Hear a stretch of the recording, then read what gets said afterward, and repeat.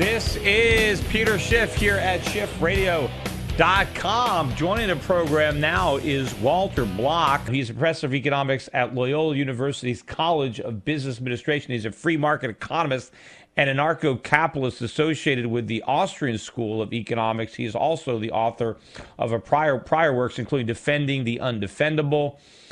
He is the author of over 400 articles. Walter, welcome to the show. Thanks for having me again. It's always a great joy. All right, so your new book, Ron Paul for President in 2012? Yes. Was a good idea, but, Well, it's not over until the fat lady sings, and Ron Paul was a national class athlete in the quarter mile, half mile, and many a race he won at the finish line where he was only second or third at the middle of it or right before the end of it. It's not over until Tampa in August of 26th or 27th. Well, I guess that's true. I mean, look, Mitt Romney, safe could fall on him. I mean, something could happen to him. Also, yes. I suppose a big scandal could come out that would render him unelectable. But absent something like that, we're probably stuck with him as our nominee. The wild card in my mind is the VP slot. I mean, could we get something like a Rand Paul? Which is probably more wishful thinking than anything, but that might be our best shot. Well, you're probably right. However, there are some other things besides a safe falling on Mitt Romney or some sort of scandal. There is a law case going on that the Republican Party has stolen votes, delegates from Ron Paul. And the injunctive relief they're asking for is that all the delegates can vote their conscience on the first ballot. And if they do, at the very least, that will embarrass Mitt, which is good. And at the very best, who knows? If you have a vote, anything can happen. But I think that rather than Rand Paul, who I don't regard as a libertarian, I'd rather have Ron Paul being nominated for vice president and thrust down Mitt Romney's throat if he wins the presidential election. That would be magnificent. I don't see Rand really as libertarian as Ron. I see a distance between the two of them. Yeah, well, the distance isn't quite so great, and he's probably a lot closer to Ron than he is to Mitt. So he would move Mitt Romney in the right direction. But I would love to see a Ron Paul VP as well. I just thought that Rand were the more likely of the two. But yeah, I mean, I would be very, very enthusiastically behind that type of a ticket, although I think that there's even less of a chance of that happening. No, I agree with you. In all probability, Mitt will win, and Mitt will pick his own vice presidential candidate, and it certainly won't be Ron. And in all probability, it won't even be Rand. But I do see maybe a greater distance between Ron and Rand than you do, although I think that Rand is closer to Ron than he is close to Mitt. There, I agree with you. For example, when Rand was asked, what about the Afghan war, he said, well, I was against it mainly because Congress didn't get to declare the war. But had a vote come up in Congress, I would have voted for the Afghan war, whereas I can't see Ron doing anything like that. Well, I know Ron did vote to authorize the use of force to go after and get bin Laden, who at the time was in Afghanistan. So maybe that's what Rand was referring to, was our attempt to bring to justice the mastermind behind September 11th. And Ron said that he was in favor of that action. So maybe that's what Rand was talking about. I don't think he is in favor of an open-ended, extended conflict in Iran where the goal is some type of nation building. I'm sure that is not what he is in favor of. But I think when it comes to... You make a good point. Ron did favor letters of marque and reprisal, which was supposed to be private people, not the government. And Rand hasn't really spoken out on whether he wanted to convert Afghanistan to democracy and political correctness. So you are making a reasonably good point. Yeah, well, I mean, I'm upset that we've been converted to democracy. I mean, I hate, what if some foreign power, though, had seen America the way the founding fathers had structured us and said, hey, we're going to go into America and make it and turn it into a democracy. It's a republic over there. I mean, they don't even have popular election of their senators. That's a human rights violation. We better go in there and start a war and impose democracy on America, right? We wouldn't have liked that. No, certainly. And this is a very good Ron Paul kind of point. I think that's excellent, that in many ways we deserve a little shaking up by some foreign imperialist power if we're going to be consistent with our activity abroad, being in, what is it, 130 different countries with 800 military bases, which is hardly defense. So what's the gist of your book though? Is it more about the liberty movement and about what's happening in the country more than just Ron Paul for president? Is it just, look, that's just a rallying cry behind a greater movement in the country towards the ideas and the principles that Ron Paul stands for? Well, I don't know if you can see me, but I'm holding the Ron Paul book in front of me, and Well, it's let got me a. see if I can see you because I realize that the premium members now, by the way, premium members to the Peter Schiff Show can actually see, see my guest Walter and me. I think maybe it's a split screen. I'm going to see if I can get it up on my screen somewhere so I can see you too, because I know that it's possible to see you, although for some reason I don't have the image on my monitor. Well, I can see myself, but I can't see you.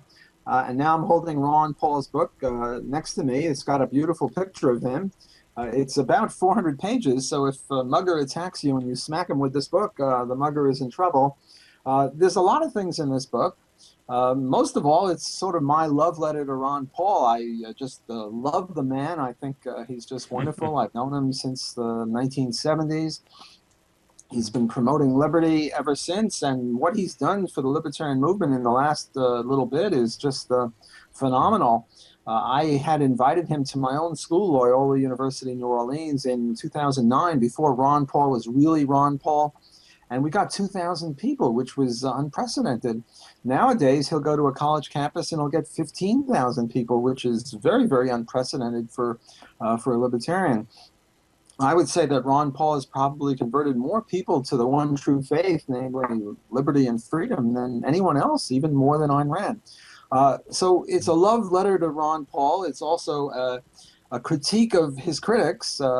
Unfortunately, he's been criticized by people within the libertarian movement, like Randy Barnett and Stephen Molyneux, Wendy McElroy, and he's been criticized by non-libertarians when they're not busy ignoring him. And what I do is I try to refute those arguments against Ron Paul by making the case What do that you think? yes. What are the biggest criticisms that he gets from within the libertarian freedom movement? I mean, I know that. I mean, I understand the type of criticism he's going to get from the left or from the mainstream of the Republican Party. I mean, that all makes sense. But what are the biggest criticisms he gets from his friends? Well, the two criticisms he gets from his friends is, first of all, Ron Paul is not a perfect libertarian. He's a little weak on abortion and immigration.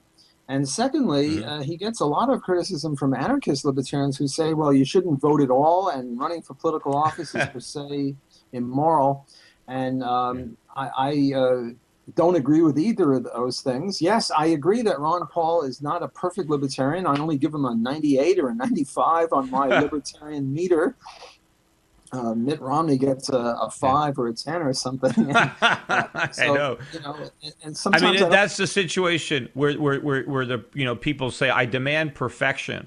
It's like, well, you don't demand perfection from your spouse. Why do you need it from a presidential candidate? Yeah, I have a different take on abortion, for example, than Ron Paul, but I really respect Ron Paul's position, and he has a way of framing it from a libertarian perspective on his view on abortion. So it's really not as anti freedom as somebody who is just somebody might say, oh well, he's pro-life, therefore he's against the freedom of people to choose whether or not they want to have a baby. But he's looking at it from the perspective of the unborn fetus and its individual rights. So he's still couching it in an individual right way, because we all know that you can't murder a child the day after it's born. Everybody would say that that's wrong, that child has rights. Well, if you can't murder it the day after it's born, why can you murder it the day before it's born? It's still pretty much the exact same individual, a day before birth and a day after birth. So obviously, you can't just draw a line at birth and say you have all the rights when you're born and you have no rights the day before you're born. So I think that he does do a good job in his defense, but we got to understand that we're not going to agree with anybody 100% of the time. So I don't even think that's a legitimate criticism to say, hey, the guy isn't perfect. Look, I found this one little flaw. No, I agree with you entirely on two grounds. One, for a person who is pro-life, he couches it in libertarian property rights and rights to life kind of arguments, so that's good. Mm-hmm. And secondly, I think you're quite right when you say that you can't expect perfection. Look, we don't even expect perfection from ourselves. I'm sure that you, and I speak for myself now, that I've made mistakes too, so which of us is perfect? They say, what is it? The perfect is the enemy of the good. None of us are, but Ron Paul comes a lot closer to it than just about any of us. I suppose if we're going to have a Ron Paul presidency in 2012, it's not going to be because he's the Republican nominee. The only shot would be that he decides to run as a libertarian candidate, although he's basically not doing that. Do you think that was a mistake? Do you think that Ron actually had a shot had he decided to go third party route and get into the general election? Well, Gary Johnson has been selected by the Libertarian Party, so I think that's moot at this point, although it could have occurred previously. Ron probably would have beat Gary Johnson out had he put his hat in the Libertarian ring. But I think that this is a pragmatic question. This is not a matter of Libertarian principle. And I think that the evidence is that the Republican Party is a much better vehicle for promoting liberty, not for getting elected, because Ron isn't going to get elected as a Republican, but he did once run as a Libertarian Party candidate, and he didn't do too well. He got the usual 0.5%, 1%, 1.5% kind of thing. I hope Gary Johnson does better, but I think that it wouldn't have been a good vehicle for him to do that. I think he did, in terms of promoting liberty, I think he did very well running as a Republican, and I'm hoping that he'll run in 2016 as a Republican. He'll be a young 80. Well, I think the reason that Ron Paul was so effective this time around as far as spreading the word is because he ran in 2008 as a Republican, and it was during that Republican campaign where a lot of people were introduced to Ron Paul based on the '08 campaign. And when you run as a libertarian, you get no coverage. At least if you run in a Republican primary, you get some coverage. Even if Ron Paul got a lot less coverage than many of his competitors, he didn't get no coverage. And so people did find out about him. But when you run as a libertarian nominee, you're like, the bastard stepchild that, they keep you in the basement. No one ever wants to acknowledge that you exist. And I don't think that Gary Johnson, he might do better than some of the previous candidates, and maybe he'll even get 1% or 2% of the vote. But I don't think he's going to be able to get a large enough percentage to even tip the balance, even though he might get my vote. I don't know how many other votes he's going to have, and I don't think there's a chance he's going to get into those presidential debates. I think if he could get into the presidential debates, and he did get some media coverage, he could get 10 or 15% of the vote. Who knows, maybe more, but I just don't think he's going to get that opportunity.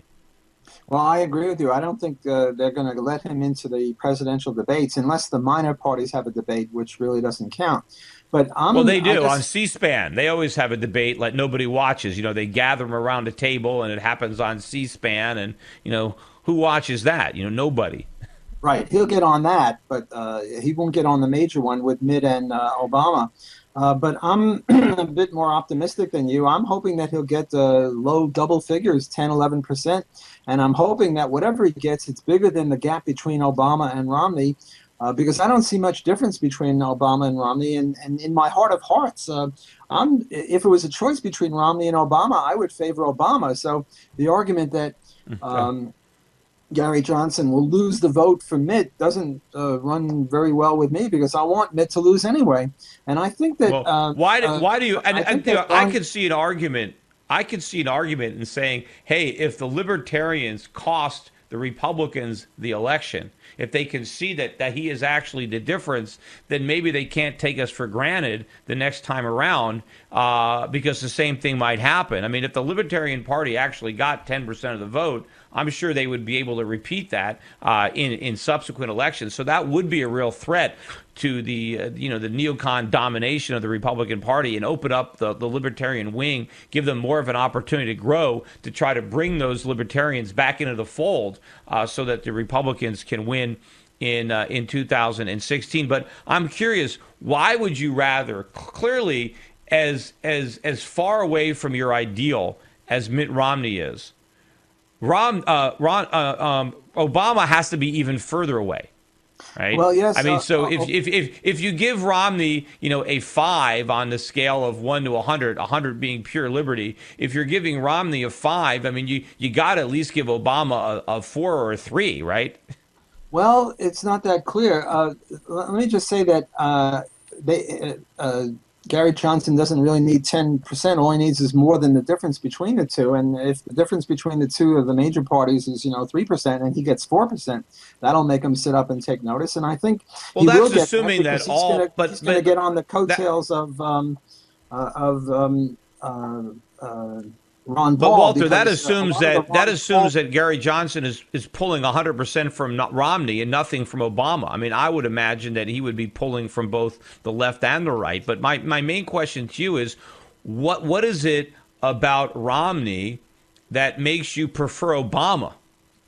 Well, there are really three areas of interest to libertarians, as I make clear in my book on Ron Paul, which, by the way, is available at Kindle and at Amazon. One is foreign policy, one is domestic personal liberties, and the third is foreign policy. Now, on economics, clearly, the Republican Party is better than the Democratic Party, and Romney is better than Obama. There's no question about that. But in terms of personal liberties, I think that the Democratic Party in general, and Obama in particular, although not particularly good on these things, is better than the Republicans and Mitt Romney, for example, on the homosexuality interest. And I think that the Democrats are more likely to end the war on drugs than the Republicans. But the real But big no, issue. they're not more likely. They're just as unlikely to do it. They're not going to end the war on drugs either.